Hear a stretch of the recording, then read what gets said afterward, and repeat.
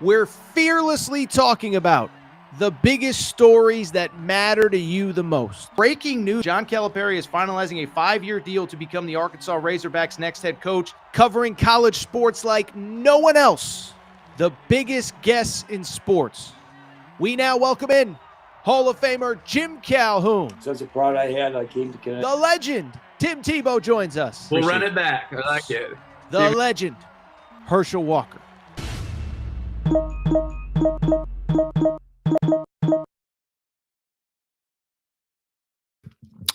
Welcome in, everybody. Thursday morning edition, Aaron Torres Sports Podcast. I'm your host, Aaron Torres. Hope everybody's doing well. Hope everybody's having a great day. I know I say it every episode, but buckle the you-know-what up, because we got a lot to talk about here on a Thursday. I'll be transparent. We usually do picks, but there is so much coaching carousel stuff. I don't even know where the heck the day is going to take me, okay? But here's what the rundown of today's show. First of all, Billy Napier, multiple reports, including maybe a tweet that I sent out. It feels like this is Billy Napier's final weekend at Florida. They are going into their second bye. Is he actually going to be let go? Why now? What does it mean? And I don't think it's too early to start talking about what could hypothetically be next in Gainesville. I do think this is the last weekend that Billy Napier is the head coach at Florida. Beyond that, we got to get some updates across the coaching carousel. Arkansas, I thought there were actually 3 or 4 interesting updates at Arkansas over about the last 72 or so hours. Some good, some not so good, and we're going to have to wait and see on some other ones. Finally, we will wrap Penn State. Penn State, did you see this right after we got off air on Tuesday? The report from Pete Nakos, they are, quote, taking big swings at Penn State. What does that mean? Who's on the radar? Who are they going to get? Who might they not get? We're going to discuss it all. We'll wrap maybe potentially with some Week 8 college football picks. If not, if we don't have time, I'll make sure to get those up at AaronTorresOnline.com so you can go ahead and check out the picks there. Before we get started, a couple quick reminders. Make sure you're subscribed to Aaron Torres Pod YouTube channel. We're closing in on 63,000 subscribers. I think by the time we get on air on Sunday afternoon, I think we could have 63,000 subscribers. So make sure you're subscribed. If you're not, make sure to do so. If you are, turn on notifications so you know when we go live, so you know when we have content going up. We really do appreciate your support. Also, never too late to also subscribe via Apple, Spotify, wherever you get your podcast, because boy, oh boy, great way to listen to the show as well. I know like YouTube was down, I think, on Wednesday, Thursday night. So I just bring it up. Always make sure you subscribe to the Aaron Torres Pod, Apple, Spotify, wherever you get your podcasts. Speaking of where you get stuff, you know what you're probably going to need over the next couple weeks, months, maybe years, but certainly the next couple weeks or months? You're going to need tickets, okay? So maybe you're a Florida fan and you're ready to go to the Swamp to celebrate the new era of all things Florida football. Maybe you're a Kentucky basketball fan, an Arkansas basketball fan. You want to go. Kentucky plays Purdue at home next Friday in an exhibition. Arkansas basketball is coming. UConn basketball is coming. Maybe you're a team maybe your team is good in football. Maybe you want to go. Maybe you're a Penn State fan sitting there saying, you know what? I guess I can go back to Beaver Stadium now. I'm excited to not watch James Franklin coach my team. Well, you're going to need tickets, and what you're going to need is SeatGeek and the SeatGeek app. Okay, so SeatGeek is America's #1 rated ticketing app. Over 28 million downloads. This thing is taking care of customers coast to coast, corner to corner, all over the globe, okay? Best part is a couple things. One, they tell you if the tickets are good or not. They're not afraid to tell you the truth, okay? Every ticket's rated 1 through 10. A green dot means go ahead and purchase. A red dot means you probably want to stay away. But at the same time, you actually know what's the actual best part of SeatGeek? SeatGeek takes care of listeners of the Aaron Torres Pod. How about this? All you got to do is download the SeatGeek app. If you use promo code Torres gets you $20 off your first purchase. Maybe you have used SeatGeek before. Use another address. Sign up for a second time. The bottom line is this. If you use SeatGeek.com, promo code Torres, SeatGeek app, promo code Torres, it gets you $20 off your first purchase. I actually had a UConn fan that's going to a UConn hockey game on Friday night. He DM'd me. He said, Torres, I used your promo code. I appreciate your support. You got me $20 off these tickets. Thank you to SeatGeek, SeatGeek app. Promo code Torres gets you $20 off your first purchase. With that said, Listen, the carousel is insane.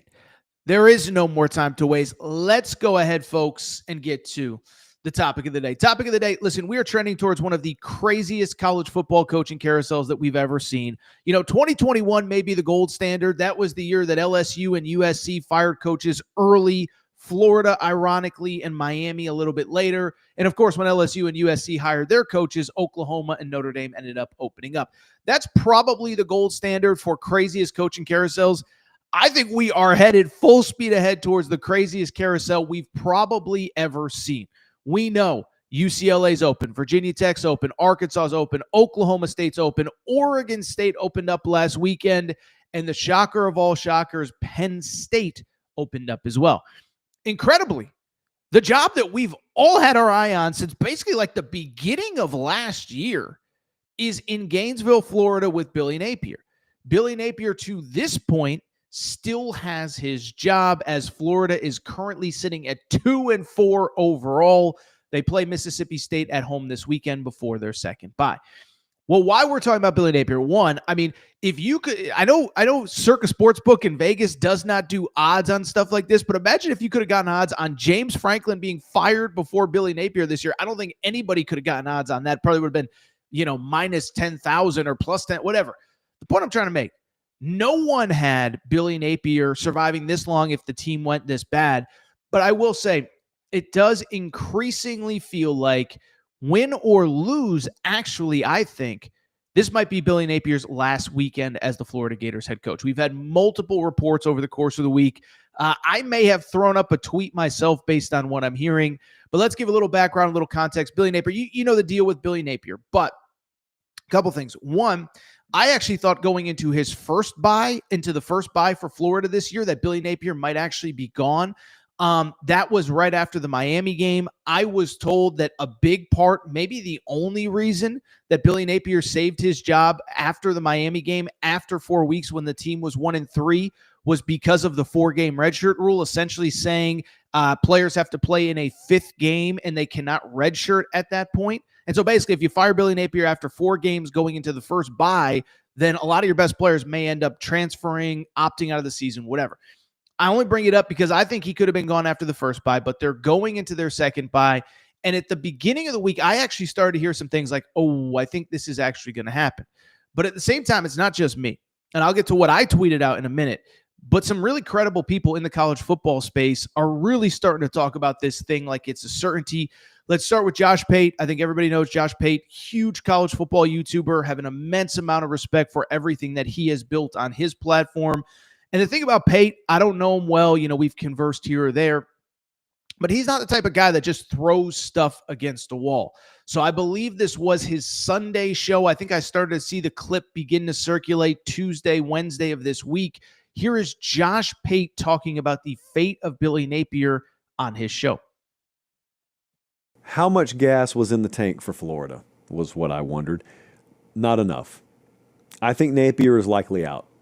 That's not my opinion. That's talking to people around Florida today. I think Billy Napier is going to be out. It may be after this upcoming game and they've got to bye, but I do believe that he's going to be out, and I do believe the Florida job is going to come open. I don't like it. I think it makes sense, though. Like if you don't have to sell me on the logic behind it, I get it. He's had time. The result's not good enough for you. I get it. This one would be infinitely less egregious than James Franklin to me. So if that's the way it goes, that's the way it goes. I love Billy Napier, so I'm not gonna trash him. Do I play favorites on the show? Absolutely, I do, and that's one of my guys there. But it is a bottom line business, and the bottom line there is it has not been good enough. So I understand it. I do get it, and I think you'll see action on that front in the not too distant future. Give Pate credit for saying what he said. Clearly, he has a relationship with Billy Napier. Clearly, it isn't easy. But we in the media have a job to do. I have relationships in this business, college football and college basketball. But sometimes you have to have tough conversations about people that you like. And again, to reiterate, I don't know Josh Pate well enough I don't speak for anybody, but I certainly don't know him well enough to speak for him. I don't think he puts that out there if he is not very close to certain that Billy Napier's final weekend will be this season. But then we follow that piece of audio up with another report via USA Today, Matt Hayes. Matt Hayes on Wednesday put out a report basically saying that boosters had already met with Scott Strickland. There was money involved. Money changed hands. Matt, you could pop up the tweet so I could just share it. This was from Matt Hayes. Florida AD Scott Strickland met with influential boosters Tuesday. The result, Gators coach Billy Napier could be fired as soon as this weekend. Really quick before we get to my tweet, as a follow-up to that, I've seen differing reports about the validity of that report. And I'll be honest, this feels like some good old Gator infighting down in the swamp, quite literally and figuratively. Listen, I don't think USA Today publishes that if they don't feel very confident in the reporting. Different sources closer to Florida are saying that's not true. That feels to me like maybe the administration did not want this out this week, did not want the players to have to show up at the stadium knowing that their coach may be fired. But I bring it full circle because I put out a tweet following the Matt Hayes report. And you guys know where I stand. I don't care about breaking stories. I do share what I know, though, and what I think I know, and what I've heard, and what I have heard. I'll just read my tweet verbatim. Since everybody else is reporting it, I'll add. Multiple people in and around Florida athletics have told me they expect Saturday will be Billy Napier's last game at Florida, heading into a bye under 500 in year 4. By the way, I actually meant that as in the 4th year, the program is under 500 over that time, but he certainly will be under 500 even if they win on Saturday. He's also 0-14 versus ranked opponents away from the swamp. It is time. So I had a lot of people kind of respond. Like I said, I don't speak for Josh Payton, but I will speak for myself. I don't put stuff out there unless I'm hearing it, unless I'm confident. And I'll tell you a little bit about what I have heard over the last couple of days. So what I heard, one, even coming into this week, is that basically this was going to be it. Again, it's the second bye. And by the way, let me even backtrack. I heard people, because I had people ask me, I had even credible media members like, well, if you know he's not the guy, just fire him now. And it's like, okay, but let's put on our big boy hats here and let's use our big boy brains and let's have a real conversation. The reason that I believe he even made it this long, again, was because of the 4-game redshirt rule. If there is no 4-game redshirt rule, I'm not surprised if he gets fired after the Miami loss, which dropped them to 1-3 back at the end of September. I'll be honest. I feel like, and I talked to somebody close at Florida, I think as soon as he lost to South Florida, he knew it was over. I'll tell you this, a little bit of a side story, and by the way, we're going to have plenty of time to talk about this on Sunday as well. But, assuming that everything happens. But the South Florida game, I could see the energy come out of him. I was watching that game live, come out of him, come out of the players. And I think he knew at that point there was no coming back from a South Florida loss, especially with the schedule that they had. I mean, just think about how different this season is if you beat South Florida. All of a sudden, you win that game right now. Instead of being 2-4, you're 3-3. All the teams you lost to are ranked in the top like 12, 15. You beat Mississippi State. You're 4-3. There's winnable games left on the schedule. But that South Florida loss, I think, took the wind out of the sails. But I had people saying to me, well, if you know you're going to fire him, why are you waiting? Well, here's the real. Listen, let's use our big boy brains again. The bottom line is that they are going into a second bye. You have time to make a clean break right now. And I don't think the school wanted this to get out. So really quickly, what I know, what I think I know, what I've been told over the last couple of days. One, I was told by somebody, kind of in and around the whatever, that basically, hey, get ready, something's happening. That was kind of earlier in the week. And then I'll be honest, I actually talked to somebody who maybe is in the facility on a day-to-day basis. And it's like, dude, it's weird here. Practices have been light here. There's almost a resignation within the coaches here. I saw my buddy Trey Wallace report also that, multiple people in that building are already starting to look for an exit strategy and other jobs. And so, listen, I just think there's so much smoke. I think in some ways you have to make the move this weekend because there has been so much smoke. I mean, imagine bringing Billy Napier back out of the tunnel following the bye for the Georgia game. I mean, I think it would almost be an embarrassment to Billy Napier. It's not going to work. It isn't working. On Sunday, if he is fired, or Monday or whenever, we'll go through everything. But listen, it's year 4. He's under 500. 0-14 away from the swamp against ranked opponents, hasn't beaten LSU very much, hasn't beaten Tennessee. Miami has embarrassed him 2 years in a row. It's just time. Doesn't mean he's a bad person. Doesn't mean he's a bad human being. So it's time. Like I said, I believe it's going to happen. Like I said, I have people in the building that have said that they expect it to happen this weekend. And really quickly, and again, we'll have plenty of time on Sunday or Monday or Tuesday, probably all of next week, to talk about what's next. But really quickly, I'll say this about kind of post Billy Napier and the future of Florida football. Super consequential hire in this 12-team playoff era. Listen, we know the history of Florida football. We know the highs, the lows, and what's in between, right? We know that there have been multiple coaches just in my lifetime that have won national championships. Steve Spurrier and Urban Meyer. And Urban Meyer. I think we also know that the last 3 or 4, there's been ebbs and flows, but largely have been misses. Will Muschamp, disaster. Jim McElwain, a couple SEC championship games, but you never really felt like they were a real contender. And then Dan Mullen, in hindsight, certainly doesn't look that bad. Played for an SEC title, a couple 10-win seasons to start, but things did go sideways towards the end. You get rid of Billy Napier, this is a big boy hire. And I think as far as looking ahead, there's a couple things that are intriguing to me. First of all, who is actually making the hire? So Scott Strickland, we talked a few weeks ago, he did get an extension. He is not going anywhere. Last year at this time, we thought that Billy Napier and Scott Strickland were tied together, and maybe part of the reason that Billy Napier even kept his job last year was because Scott Strickland himself was on the hot seat. But Florida gets hot late last football season. Basketball wins a national championship. Scott Strickland gets a raise, or at least an extension. I don't know about a raise. And so you think that everything's going well. What I've been told is I'm not positive that he is going to be able to make this hire. And I think some of the big money boosters are really going to have a strong and definitive say in this hire and in the decision that gets made. So we'll see what happens there. I think we'll see what happens as far as candidates are concerned. As far as candidates, let's just talk about them a little bit here. And Matt, you can certainly monitor for anything Florida related if there's anything good in the chat. But one, I'm curious if Scott Strickland makes the hire.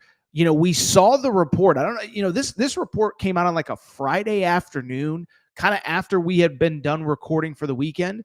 But did you guys see the Ryan McGee report a few weeks ago that Florida boosters were basically going around last November saying, we've already negotiated with Lane Kiffin. It's a done deal. And so I just bring it up because to me, that's the first candidate, right? And I know that Lane Kiffin is a candidate for all of these jobs, but I think two things can be true. I think there's a couple that maybe he was interested in that weren't necessarily interested in him. The last time Florida opened, I thought he should have been a candidate. He did not appear to be. The last Alabama, I thought he should have been a candidate. Alabama was not going to hire him. And so there have been good jobs that I just don't, LSU was another one. Scott, what's his name? Scott Woodward. Didn't believe that he was a big enough name. Wanted Brian Kelly. Okay, whatever. How's that working out for you? Your offense can't move the football, but whatever. So the point I'm trying to make is Lane Kiffin's name always pops up. I don't know how much of a realistic candidate he's been for some of these schools, and I don't know how many of these jobs that have wanted him he has actually wanted. The big one, obviously, was Auburn. We know about that. We know the backstory there. Many people believe he basically verbally accepted the job, and his daughter was just like, I don't want to leave Oxford. I just got here. She was in high school at the time. And so I bring it up because Lane Kiffin has been open to listening to other overtures. And I do think not only is he the number one candidate, but I do think this is one that he would absolutely positively listen to, right? This is a situation where it's a better job than Ole Miss. Listen, Ole Miss is incredible. We all kind of understand that he's maybe hit a ceiling there. I mean, there's only so many levels more you can go up to at Ole Miss better than, consistent 10-win seasons. And it's a tough job, and he has done as well as he can do there. I think Florida is absolutely a job where national championship aspirations and goals are realistic. And I think beyond that as well, like the family stuff. His daughter's now in college. She, at least as of 3 weeks ago, had a boyfriend that's taken up her time. We all know, and I'm not getting into the dating life of an 18 or 19-year-old. She's dating an LSU football player. She's not living in the house. And so I think now, if you're going to make the move, makes more sense than it did 3 or 4 years ago when Auburn opened up in 2021. Beyond that with Kiffin, Again, I just think it makes sense. What I will say is the counter to that can be true as well. If Ole Miss makes a real run here, we talked about it with Cignetti and Penn State a few days ago, is if Ole Miss makes a real run here, I mean, they could be playing into early to mid January. And if that's the case, he ain't taking your job because you can't wait until 18th. And so if you're a Florida fan, it's kind of that fine line of you want Lane Kiffin to be good enough where you can feel good. Like, you don't want him to go on a 4-game losing streak, right? But you don't want him to be so good that he's maybe playing for an SEC title, that he's playing, he's getting a first-round bye in the college football playoff, because if he gets a first-round bye in the college football playoff, we know what that means. We know it means that he's coaching until at least January 1st and maybe much further if he keeps having success. And so I just bring it up because it's that fine line. You don't want him to stink, but you don't want him to be too good. Weirdly, I think Florida fans should be rooting for Georgia this weekend as Georgia hosts Ole Miss. An old loss on the resume for Lane Kiffin might not be the worst thing for Florida fans that want Lane Kiffin. As far as other candidates, again, whenever this does happen, and again, I think it would be insanity for it not to happen sometime between the end of the game Sunday and whenever Florida takes the field against Georgia in 2 weeks from now. But once it happens, we'll talk more candidates. I think there are a few other ones that are out there. There seems to be a belief that Marcus Freeman can be gotten out of Notre Dame. Only Marcus Freeman knows that. He's already been linked to Penn State. We may be talking about that a little bit later in the show. But I bring it up because if Marcus Freeman is available, I think that's absolutely a call you have to make. This is a guy that at a Northeast religious school with zero recruiting footprint is consistently bringing in top 5, top 10 recruiting classes with real academic restrictions. There's no disrespect to Florida, which I know is actually a very good public school, but can you imagine him in Florida recruiting the way that he recruits at Notre Dame? Now imagine him at Florida with, 35, 40 top 100 prospects and the NIL that they have and all that. I think he'd put together a monster. It's just a question of, is he actually willing to leave Notre Dame? And if he's willing to leave Notre Dame, would Florida be the spot for him? Also, I think the other big name that has popped up for Florida, Eli Drinkwitz. Eli Drinkwitz is not happy that his name is in the news. We'll get to some audio from him a little bit later when we actually talk about the Arkansas job. He's not a candidate at Arkansas, but one of his assistants is. But I just bring it up because that name has very much floated around. And I think Eli Drinkwitz is in kind of the same mold as Lane Kiffin, certainly not from a personality perspective, but from the perspective that, I don't know how many people know this. Missouri's coming off back-to-back 10-win seasons. 10-3 last year, 11-2 2 years ago. They beat Ohio State in the Cotton Bowl the last year before the 4-team college football playoff. And you kind of feel like, has he kind of hit a ceiling at Missouri? I know they've had historical success. I just don't know how much more you can realistically be expected to do than what he's already doing. So I think he'd be open to the possibility of moving, even though he's mad at media members for doing their jobs. One thing I will say, and I feel pretty confident in saying this, I talked to somebody this week.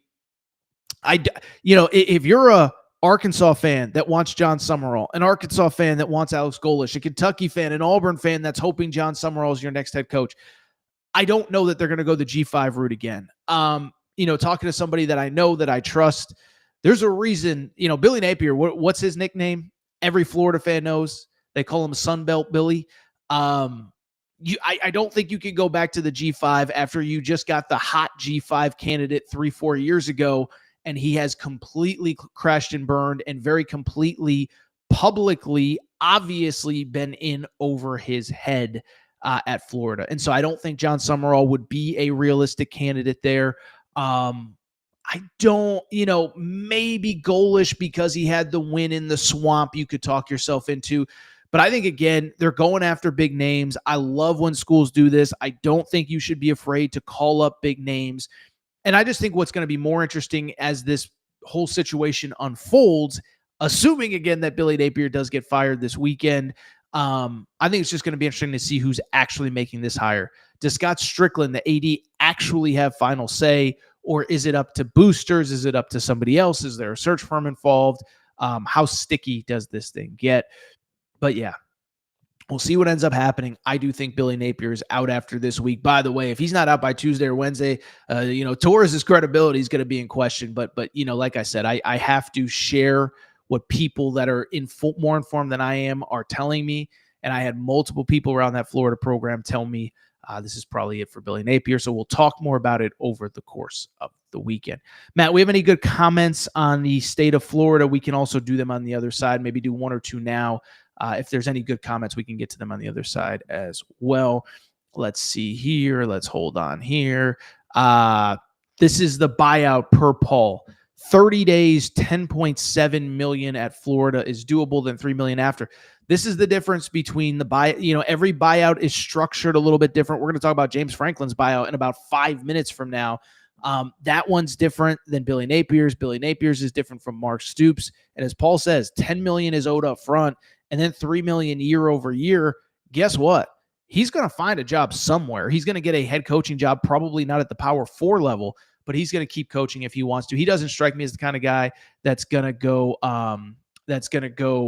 find he's not the kind of guy that strikes me as a John Gruden that's going to sit in a TV studio for 10 or 12 years here before taking his next job. So thank you, Paul, for the update on the buyout. And we'll monitor the Billy Napier situation because I do think he will be out after this weekend. All right, so what we're going to do, we're going to take a quick break. We're going to come back. When we do, we'll talk about some other coaching news. Arkansas, I think there were actually about 4 interesting Arkansas developments over the course of the last probably 4 to 5 days. We will also discuss Penn State says they are, quote, going after some big fish. So we'll discuss what those big fish may look like. Will they actually land one? We'll take a quick break. Be right back. All right, we're going to get back to the show in a minute. But before we do, I have so many people that reach out and say, Torres, you give me hours and hours and hours of free content every day, every month, every year. What can I do to help support the show? Well, you want to support the show and look good in the process. Make sure to check out and support the Aaron Torres Media merch store at aarontorresonline.com/merchandise. Some of you wondering, what can I get in that merch store, Torres? Well, Kentucky fans, we got our Mark Pope Hope and Pope t-shirts. That is right. Mark Pope, monster first year. Year 2 is going to be even better. Get your Hope and Pope t-shirt at aarontorresonline.com/merchandise. Arkansas fans, the Big Pig Invasion is coming. It is here. John Calipari has things rocking. Get your Big Pig Invasion tees. Again, aarontorresonline.com/merchandise. St. John's fans, we have our Big Rick Energy t-shirts.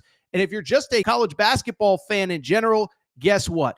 Your March is for Day Drinking shirt. That is the shirt that you need year-round, but especially for the next NCAA tournament. You can order yours now. By the way, football fans, we got you covered too. Auburn fans, we already know the freeze warning has hit the plains. Make sure to get your freeze warning t-shirts. Also, Nebraska fans, new era, new rules, the t-shirt that you need before the start of this coming season. And oh, by the way, if you're a Colorado fan, if you're just a Coach Prime fan, we have our Dion shirts and hats, more of them than we know what to do with. So to check out the full line of Aaron Torres Media merch and also support the show, good news is we're going to have even more for the fall. Check out the Aaron Torres Media merch store at aarontorresonline.com/merchandise.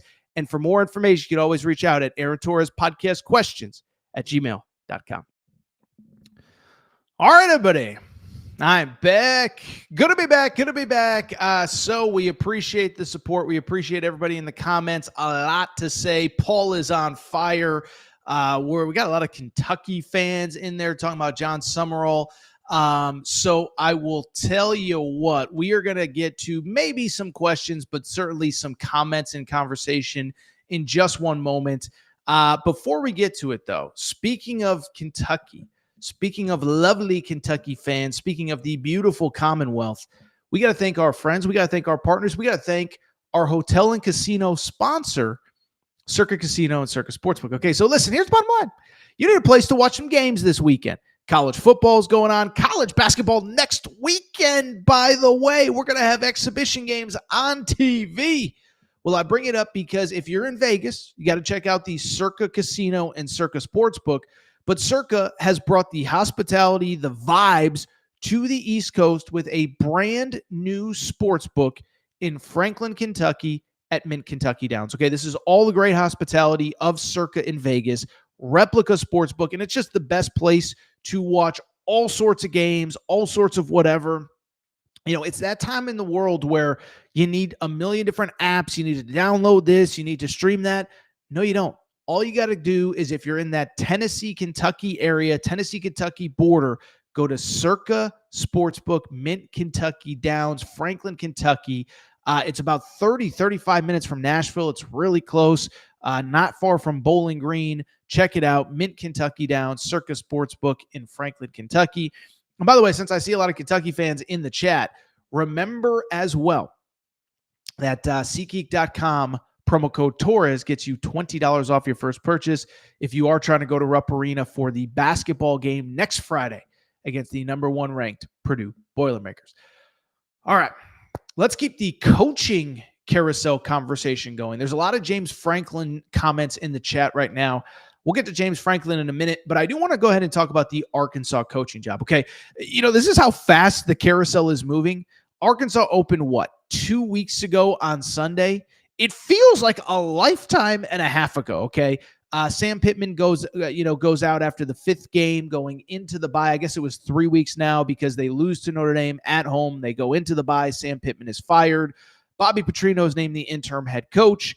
They played Tennessee this past weekend. I actually thought it went pretty successfully, but the search is on for the next Arkansas coach. Transparently, I think there's about 4 or 5 different stories that are worth discussing here, including James Franklin, including this, including that. So let's go ahead and dive in. Before we get to the first one, I think it's at least worth noting. I still think I never speak for any fan base. Every single Arkansas fan I know this, though.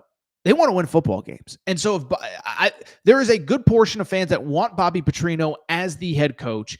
And I think there's plenty that don't. And whatever your opinion is on Bobby Petrino, I'm not here to tell you you're right or wrong. But what I am here to say is, I still think if we were putting odds on it, Bobby Petrino probably has to be considered the favorite, because if he wins enough games, he will be the head coach. The Petrino era part 2 started last Saturday at Tennessee. Now you can look at it from a glasses half full, glasses half negative, glasses half empty perspective. The glasses half full, top 25 team on the road, team that is very much in the playoff mix. You played them right down to the wire. You outgained them in terms of total offense, and you had a chance to win in Knoxville, one of the toughest places in college football to play. That is the glasses half full. If you keep that momentum going, you're going to clip off some of these good teams down the stretch. Now, conversely, I think the negative is you didn't win a close game, just like you didn't beat Memphis this year, just like you didn't beat Ole Miss this year, just like you didn't win some close games in the Pittman era. Turnovers are still an issue. The defense maybe is improved, but not that much. And so I saw a little bit of both sides of things from the Arkansas side of things. I'm not here to tell you who's right, who's wrong, who's this, who's that. What I will say is a couple things. One, the offense is going to put you in position to win games. Two, some of the teams, some of the games on the schedule that looked so tough a couple months ago, they don't look as tough anymore. LSU is not good. I'm just here to tell you, the defense is pretty good. The offense is an abomination, okay? You can go and win at LSU. I'm not saying you will, but I think you can. I think the jury is still out on Missouri. You get Auburn at home next week. We know about Auburn's struggles. So there are wins to be had. I'll say this, even A&M. You look at who A&M has beaten. Everybody in the SEC is a bottom half of the SEC team, and they were all at home. Florida at home, Mississippi State at home, Auburn at home. They're going on the road in the SEC for the first time this game this week, and I know Arkansas fans know it's not at Jerry World. You could pick off Texas A&M.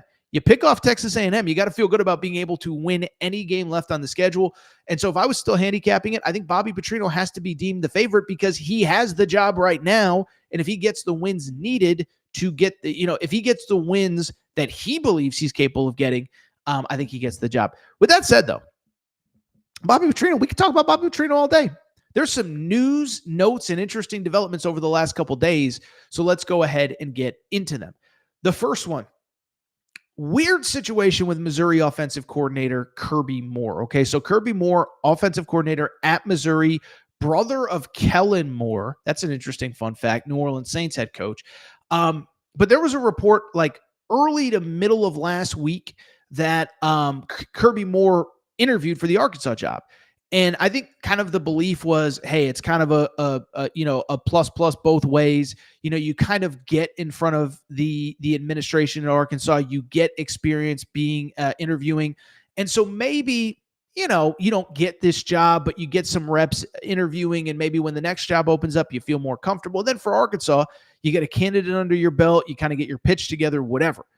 Well, I bring it up because the news of that hypothetical interview got back to Eli Drinkwitz. Now, Eli Drinkwitz at one of his press conferences this week kind of went on a rant about the state of the media, people putting stuff out there with no backing.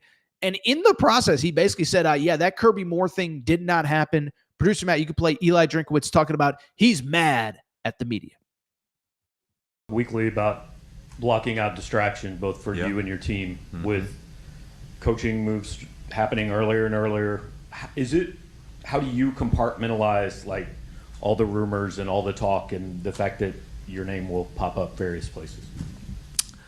Yeah, I kind of referenced at this. I got problems of my own, and I think the number one issue right now amongst college football is the noise that's associated with people's programs at all points of the season, whether good, bad, or indifferent. There's no such thing as journalistic integrity on social media. There's just wild, outlandish reporting. And anybody's name, I'll bet every sitting head coach has been listed as a candidate for some job so far. And as a team, as a coach, we got to ignore the noise and focus on the things that we can control, which is winning and losing football games. Last week it was really unfortunate that Kirby's name got associated to something that was a complete lie.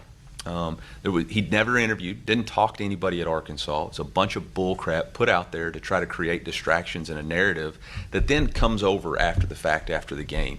And it's really disappointing, all right, that this stuff happens. Because again, Twitter ain't real, and it's just a bunch of bull crap thrown on message boards.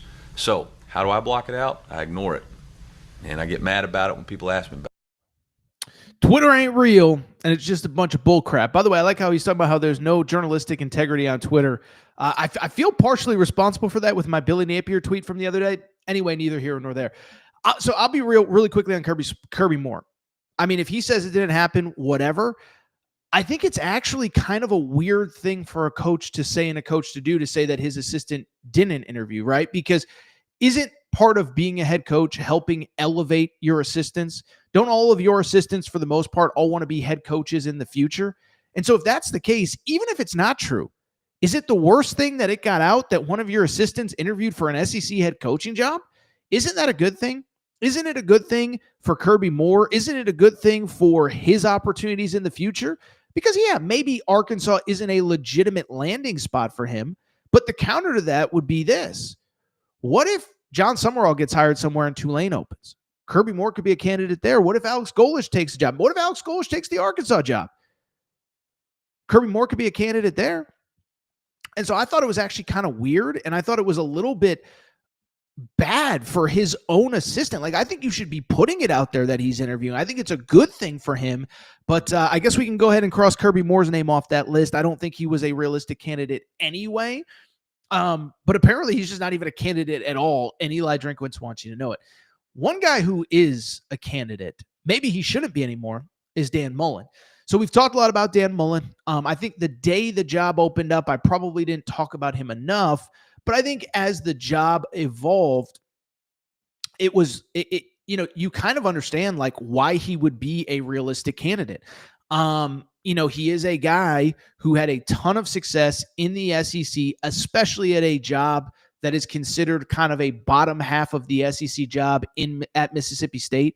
Won a ton of games there. At one point had him ranked number 1 in the country, really did a lot of good things there.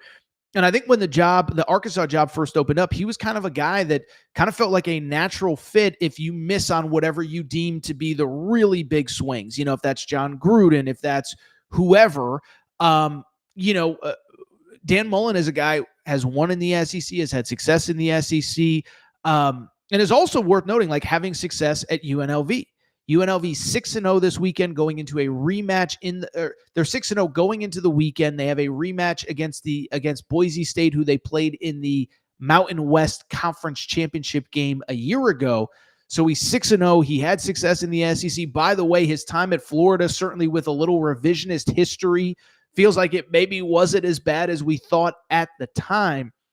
Well, Dan Mullen was asked about the Arkansas job. Well, he wasn't really asked about the Arkansas job. He was asked about his name being linked to jobs. By the way, a couple things. One, if you're an Arkansas fan, and you're on social media, Eli Drakowitz says don't go on Twitter, but I say if you're an Arkansas fan, follow Torres on the Hogs for all your late-breaking Arkansas news, okay? With that said, Dan Mullen has not only been linked to the Arkansas job, he has also been linked now to the Penn State job. He's from Pennsylvania. I think that's a bridge maybe too far. But Dan Mullen, asked about other coaching jobs at a press conference earlier this week, gave some very strong statements about his candidacy for other jobs. Out his office yet, your name had come up as a possible replacement for Yahoo Sports. Yeah, How are you going to keep from this becoming I'll be here. distraction? I'll make it. As more You coaches, want me to do that? I'm going to be the head coach of UNLV next year. I'll be here. I'm not going anywhere. have you said that to Eric Harper and your players yet? I said to the players, I told them that. I said, good or bad, right? It's a transfer portal world. I said, don't get all excited. Think I might go somewhere that you think is like a better place. I'm going to be here. You guys are stuck with me. Dan Mullen, I will be the UNLV head coach next year. First of all, let me give Dan Mullen a little bit of credit here because, we talked about Matt Rule with Penn State on the Tuesday show. Matt Rule goes to the podium, is asked about Penn State, and he gives this, positive but sort of non-committal answer about Penn State, basically saying, I love, listen, I have a great relationship with the AD, and, I met my wife at Penn State, but I also love Nebraska.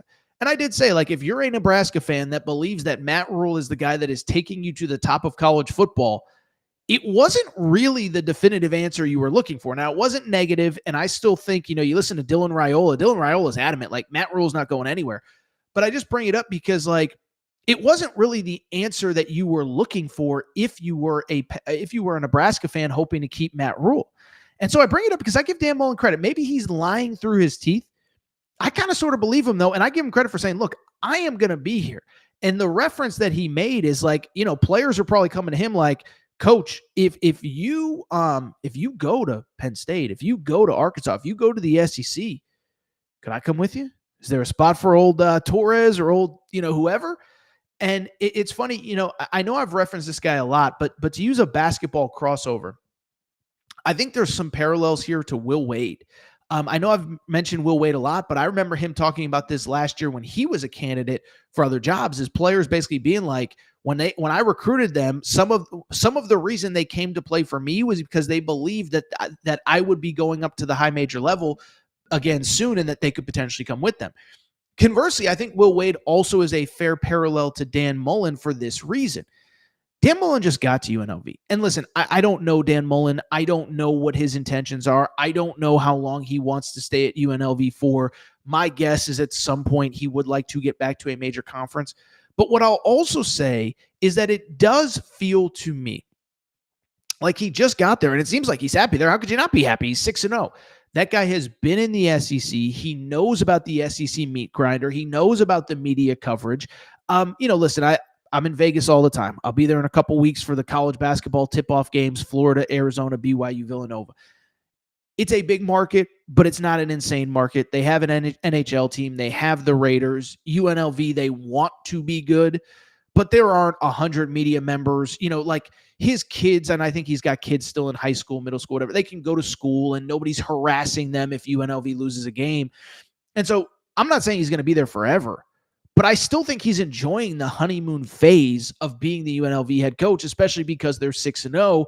And to go to the Will Wade parallel from a minute ago, you look at Will Wade, when he got to McNeese, he kind of publicly said, he said on this podcast right here, listen, when I got here, I committed to be here for a minimum of 2 years.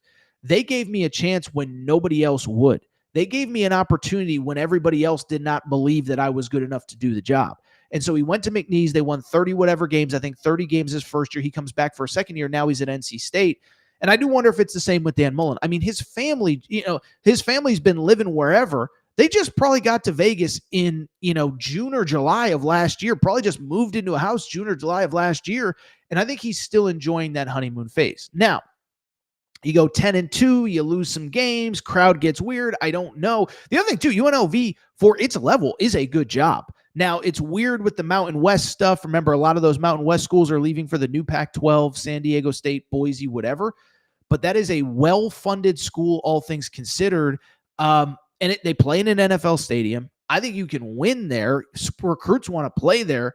I just don't think it's the worst place to play. Now, if you want to get back to the SEC, I think Arkansas is a great job, but I kind of sort of believe him when he says he's not interested. Really quick, a couple other things. John Summerall's a name that has certainly popped up. He is the Tulane head coach. Tulane sitting at 5-1. They won that game on Friday night that, half of these SEC fan bases were watching. I think Kentucky fans were watching. I think Auburn fans were watching. I think Arkansas fans were watching. But I saw an interesting story from Best of Arkansas. And I know the guys who run that. I did not reach out to them about this, but this caught my attention about John Summerall. We don't have audio, but it's obviously an article. We have video. This is via thebestofarkansas.com. Matt, you could pop up those boards there. This was really interesting to me. According to a source, a board of trustee member met with Clint Dowdell, the agent of Tulane coach John Summerall, last week. The 43-year-old is viewed as a rising star in the coaching ranks, inheriting a Troy program that had 3 straight losing seasons. Summerall turned the Trojans, this is Troy, into a top 25 team in year 1 and won 23 games in 2 separate seasons. Over the course of 2 seasons, that helped him land his current job with Green Wave. Even though Fritz, who expressed interest in the job, I guess this is a reference to Willie Fritz, the former Tulane head coach. Even though Fritz expressed job in the Arkansas opening in 2019 and is now at Houston, he had already built Tulane into a mid-major power. Summerall has maintained the school status as a top group of 5 program. And then finally they wrap. It's easy to see why the Razorbacks are interested in him. However, that's also why almost every Power 4 school with an opening will be interested in Summerall.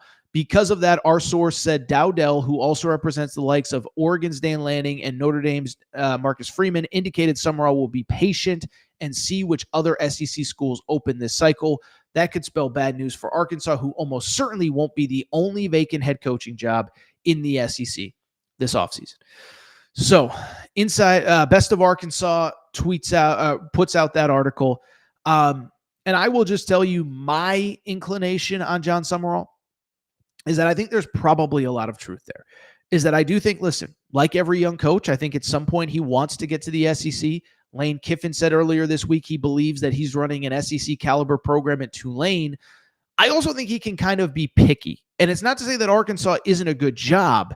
It's just to say that I think for John Summerall specifically, there's some jobs that are kind of more natural fits for him. He's from the state of Alabama. I don't think we're quite there yet with Hugh Freeze, but I think we're getting awfully close. I think a loss to Missouri this week, and all of a sudden it is DEFCON 5 at Auburn. By the way, a loss to Arkansas next week could be DEFCON 5 at Auburn. And I don't know, like let me even backtrack on Auburn. When we don't have to, this isn't an Auburn segment, but I don't know if you guys saw the quote from the Auburn AD, John Cohen, this week. It was kind of one of the wildest quotes I've ever seen on a coaching situation. They said, "Do you believe Hugh Freeze is on the hot seat?" And what he basically said was, listen, when I wake up every day and turn on my car, I don't expect there to be problems with the car. And I'm paraphrasing a little bit, but I don't expect there to be problems with the car. But sometimes there are. And when there are, you have to fix them as necessary. I think the insinuation is right now everything's fine, but I am willing to open up the possibility that I may have to be looking for a head coach here in the not too distant future. So Auburn, John Summerall's from the state of Alabama. Obviously, he played at Kentucky. I see the Kentucky fans in the chat. They are ready for John Summerall. Now, they got to figure out that Mark Stoops buyout situation, but that's one that I do think makes a little bit more sense for Summerall. Played at Kentucky, coached at Kentucky, etc. And then Ole Miss. Listen, Ole Miss is not going to open because Lane Kiffin gets fired. But what if Lane Kiffin takes the Florida job? John Summerall also coached at Ole Miss. and there's ties there as well. I would assume he'd probably be the number one candidate there as well. So I just bring it up solely to say, when it comes to Arkansas, Summerall's a great coach. I think there are more natural spots for him, assuming those jobs open up. And I would also say this with Summerall.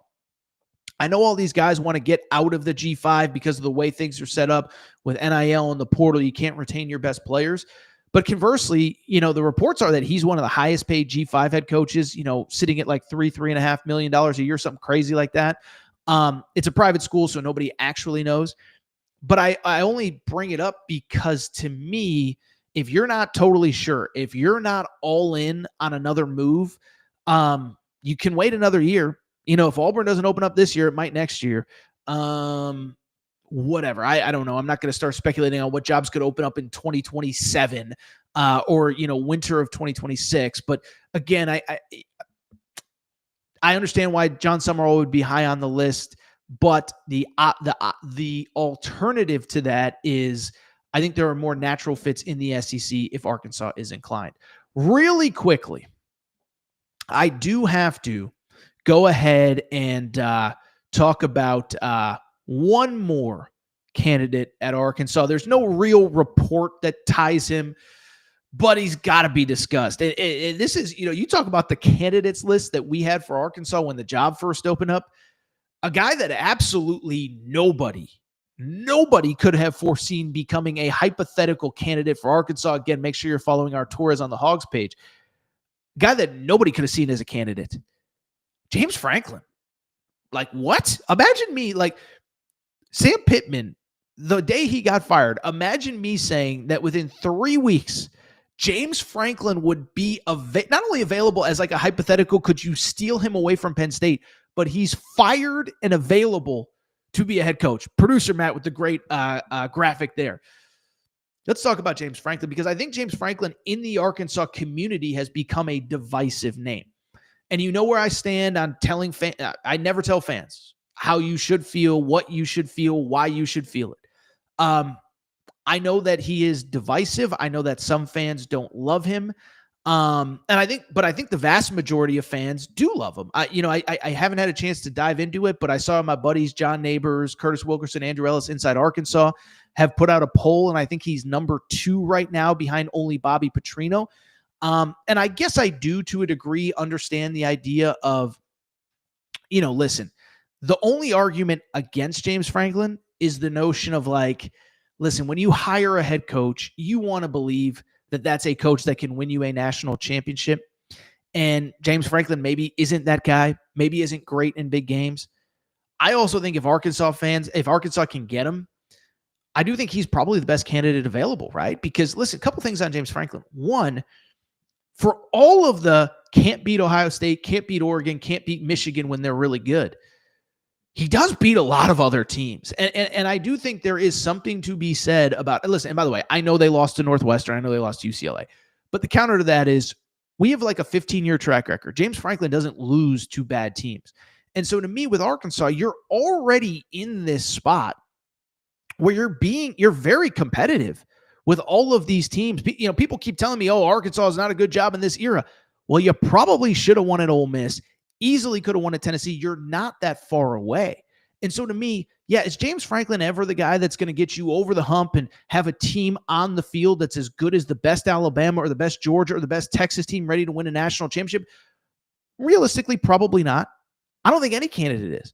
But is he a candidate that has proven that he can win a lot of games at a high level? He has. That's something Alex Golish can't say, John Summerall can't say, John Gruden can't say. You can go on and on down the list. The only guy that's proven that he can win at a high level in the SEC that's a realistic candidate is Bobby Petrino, and he's going to have a chance to prove himself going forward. But you look at James Franklin. He's proven he can do it at a high level, and he did it at Vandy. I was thinking about this. So it's not only the back-to-back 9-win seasons at Vandy. It's what happened before and what happened after he left. First of all, back-to-back 9-win seasons at Vandy in year 2 and year 3 in the pre-transfer portal era. Okay, it's not like it's 2025 and he flipped the entire roster and ran off 70 guys when he got there. He took over the worst program in the SEC, one of the worst programs in college football, and by year 2 had 9 wins. Year 3 backed it up. It wasn't a fluke. Like, it'd be one thing if it was in the NIL portal era, and that's no disrespect to Clark Lee or anybody who's doing it in a tough spot, but it's just different. And then 2, it'd be another thing if, like, he did it in year 6 and something fluky happened. No, he did it at Vandy in year 2 and year 3. So he's proven he can win at a high level. And the other thing I'm going to say about James Franklin, and I think this is important, we've learned a little bit more about that buyout from Penn State this week. And I'm not a contract lawyer. I don't have all the details, but my understanding of that buyout is pretty straightforward, is that he actively has to pursue other job opportunities, and the job, whatever they pay him, the rest is offset by Penn State, right? So let's take Arkansas out of it. Let's say he decides for a year, I just want to go into the media, and he goes to ESPN or Fox and they pay him $1 million a year. Well, Penn State still owes him $7 million or whatever, but the $1 million that he would be owed is offset. So in other words, whatever his new employer is paying him, Penn State isn't on the books for that. And so I bring it up because if he does take another job, and this is important, and Matt, this is where you can clip off the 2-minute segment, is if he does take another job and you can get him at some portion, some relative discount, that all of a sudden is money that you're not spending on a coach that you can spend on staff and, heck, maybe NIL. And to me, that's really important for one simple reason. It is because your AD, Hunter Yurachek, is complaining that you cannot compete in the NIL era and that you're not built and you're not ready and you're not there and wait till rev share and this and that. Well, if all of a sudden you could get an $8 or $10 million head coach for $4 million and you got his last place paying half of his salary, that's $4 million that can go to some pretty good players. And so to me, I think it's a no-brainer that you should pursue him. Now, does he want to coach right away? Does he want to come to the SEC right away? And maybe somebody else makes more sense. Maybe John Summerall, we get to the end of the year, and John Summerall really wants to be in the SEC, and Kentucky doesn't open, Auburn doesn't open, whatever. Maybe, I don't know, maybe Bobby Petrino goes, whatever. They have, what, 6 games left? Maybe he goes 5-1, and it's a no-brainer. You keep Bobby Petrino.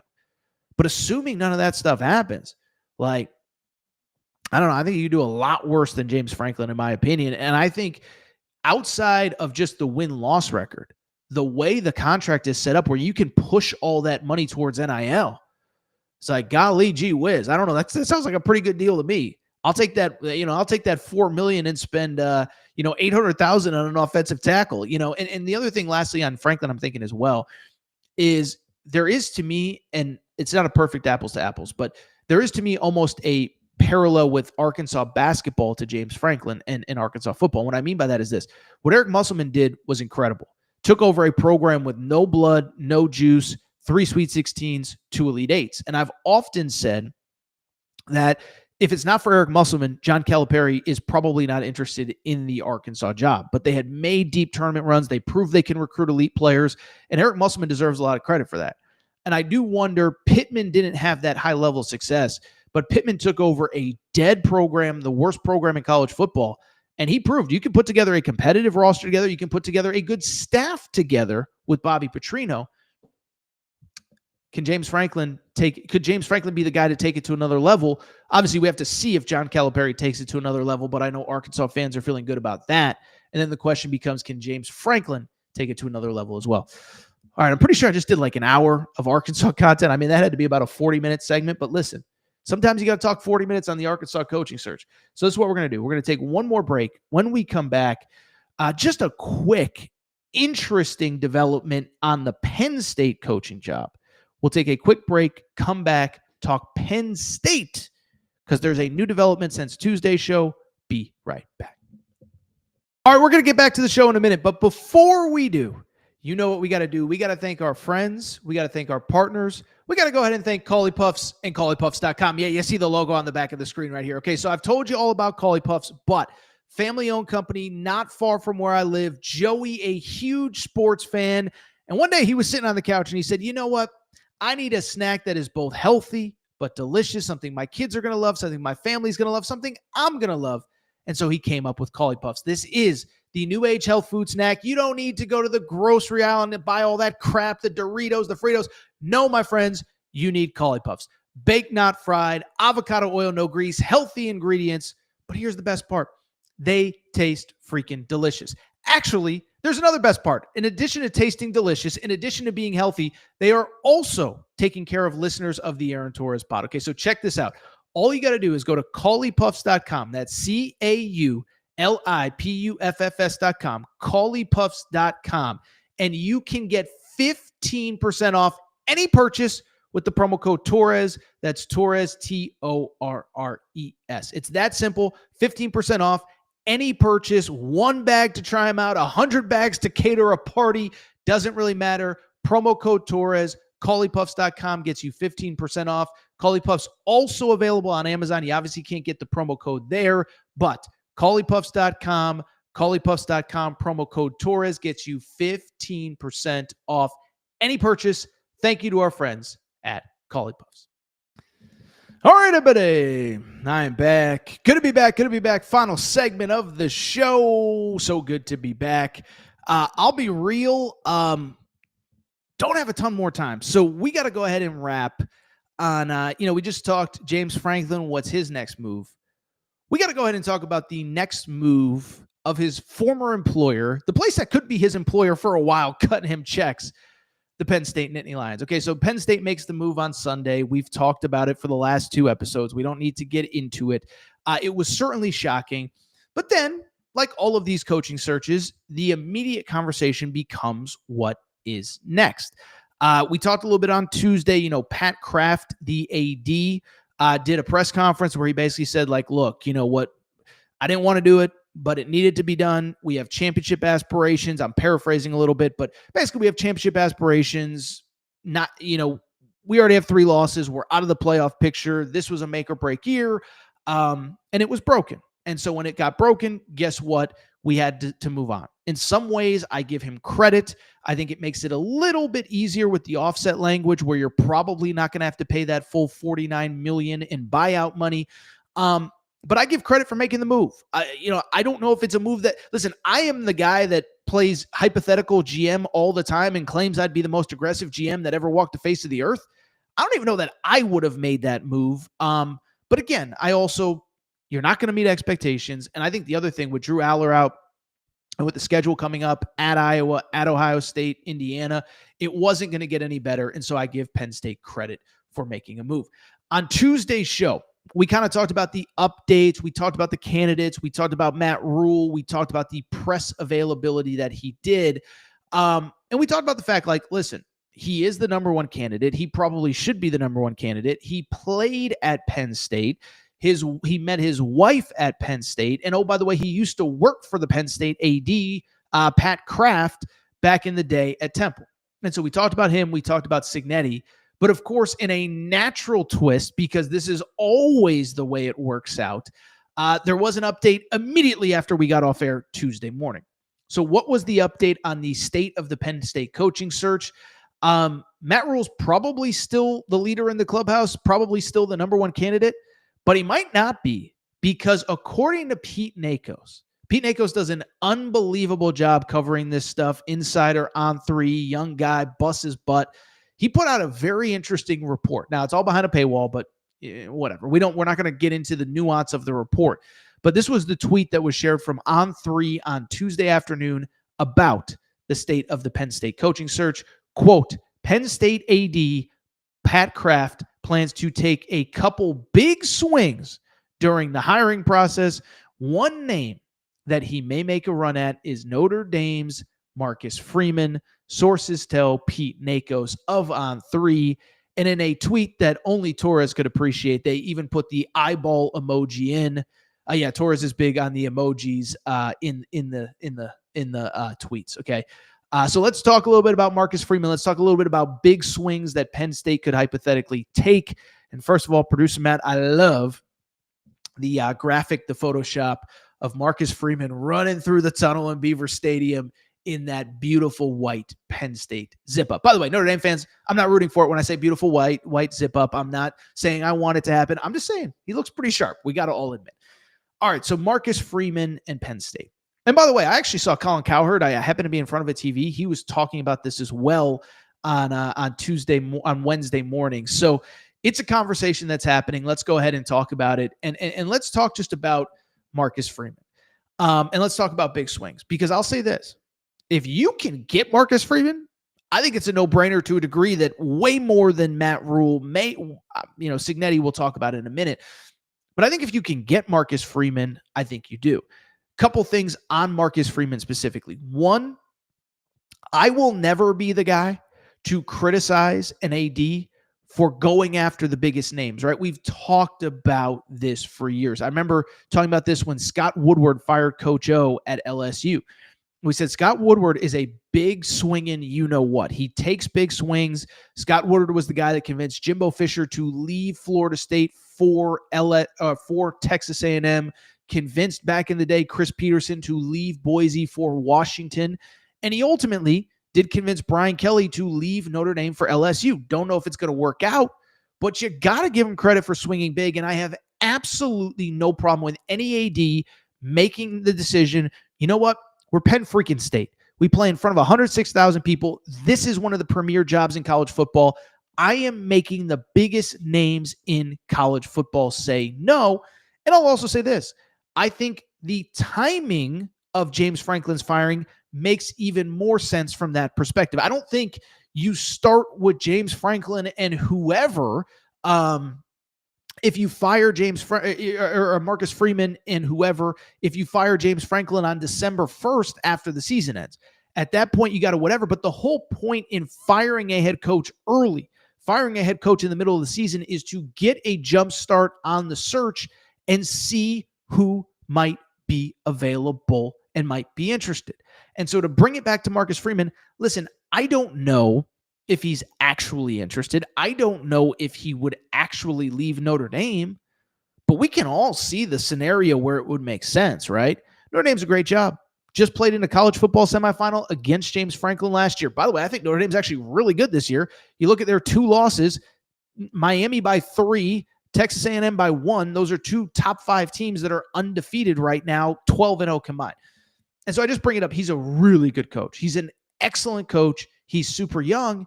And we've talked about Notre Dame for years. It is a tough, I don't care if it's NIL, portal, whatever. It's a really tough place to recruit and a really tough place to win. We know the limitations, but they're worth noting. It's a religious school. It's in the middle of nowhere. It's a small campus population. It's a small recruiting base. Listen, I love my Indiana people, love my Hoosiers, okay? There aren't a ton of real good high school players in that state. And so you have to go to Florida. You have to go to North Carolina. You have to go to Pennsylvania to recruit. And if Marcus Freeman is interested in leaving Notre Dame, I don't think Penn State's the only job that's going to be interested, because we talked about it a little bit earlier with Florida. Would Florida make the phone call there? But I have no problem saying to take the swing. And then beyond that, you can see the scenario where Marcus Freeman would be interested. And I think especially you could say, oh, the NIL portal era, whatever. I think the NIL portal era actually makes the Notre Dame job harder, because Notre Dame isn't a job where you can just get 30 guys in an offseason. Notre Dame isn't a job where you can get everybody in that you want to get in. And I know the administration, the academic standards have kind of, whatever through the years are a little bit different than they were.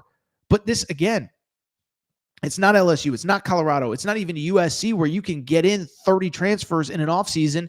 And with Notre Dame, I think they have to be pretty picky on who they bring to admissions. Now, they can get guys in. The whole receiving core basically came out of the portal this year. The Pauling kid from Wisconsin, Malachi Fields from Virginia, but it's a little bit harder. The NIL situation is whatever. And I think the interesting thing about Notre Dame going forward is, what becomes of that team and that program as we get deeper into this SEC Big Ten mega conference world. It's interesting. I was thinking about this. USC Notre Dame is this weekend. Lincoln Riley has been very public about, if we don't play Notre Dame out of conference, I don't know that that's the worst thing, because we play in the Big Ten and we got Nebraska and we got Michigan and we got some years Ohio State and we got Oregon and we got Washington and we got this and we got that.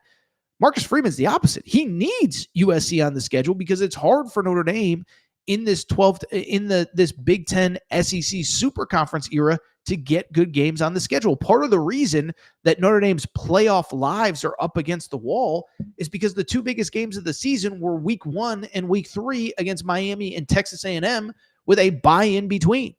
And the rest of the schedule, a lot of Boise States, a lot of NC States. I think there's a Syracuse. I think there's a Boston College in there. It's hard to get good games on that schedule and to get teams excited to play you when the Big Ten Big Ten has 9 games. The SEC is going to 9 games as well. And I know the SEC is going to mandate that every school play one out of conference team in a power conference. But guess what? Florida's on the books for Florida State. Kentucky's on the books for Louisville.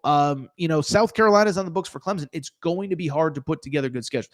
So I'm just saying, I'm not saying he would leave, but I could see the scenario where he would at least consider leaving, given how quickly the world of college football is changing. And I think he's doing as good of a job as you can at Notre Dame in this world to keep it going.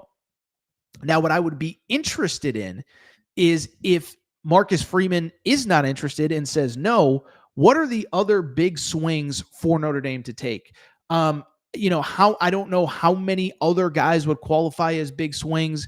I certainly think Curt Cignetti, who we've discussed at length, would be a big swing. I think the thing working against you with Curt Cignetti is 2 things. Is one, his age, 64. Does he want to start over? They're going to build a freaking... Listen, Curt Cignetti could retire tomorrow. I think they would build a statue for him in Indiana. So you want to start over at 64? Good job. I mean, this isn't a job where he's going to be at 8-9 years and maybe it'll fall off in year 7. Probably be there another 5, 6, whatever. I don't think he's leaving. And then the other thing with Curt Cignetti, his team's going to be playing probably into January. If Indiana finishes 11-1, 12-0, even if they lose in the Big Ten championship game, remember the college football playoff, the highest 4 teams get buys. If they go 12-0 or 11-1 and lose to Ohio State, say in the Big Ten championship game, they're going to go ahead and still get a top 4 seed. And so I do wonder if Curt Cignetti is coaching deep into December, into January. Is he a fix? And then after that, who are the quote unquote big swings that are available? I didn't pull the audio. I did see the Heather Dinich comments on Pat McAfee. I don't know how many people saw this, but she basically said maybe the big swing is, and it wasn't her report that said big swing, but her insinuation was, maybe there's a coach that right now loves where he's at, but by December, the fan base has kind of turned on him. The 2 names that she used were Kalen DeBoer and Ryan Day. I am not going to go ahead and go down the rabbit hole of Kalen DeBoer or Ryan Day leaving for Penn State. It's not a knock on her. It's just seems a little silly to me. I think Alabama's the best team in the SEC, but Ohio State is the number 1 team in the country.